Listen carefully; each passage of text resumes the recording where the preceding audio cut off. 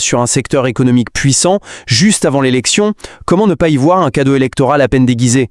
Est-ce une réforme durable ou un geste opportuniste? Mais un gouvernement responsable doit faire les deux, gérer les urgences et préparer l'avenir. L'un n'invalide pas l'autre. Et concernant le présent, vous semblez balayer d'un revers de main l'adhésion populaire que cette vision suscite.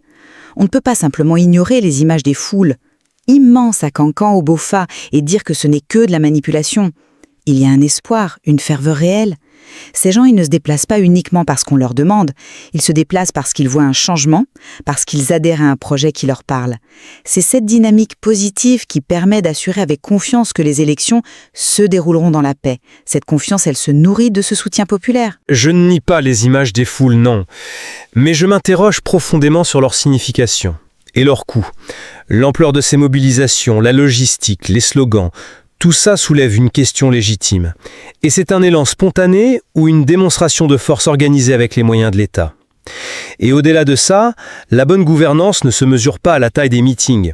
Elle se mesure à sa capacité à rassurer l'ensemble des citoyens, y compris ceux qui sont critiques.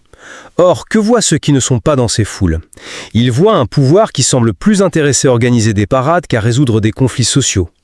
La gouvernance, ce n'est pas seulement exciter sa base, c'est surtout rassurer ses opposants sur l'impartialité du jeu démocratique.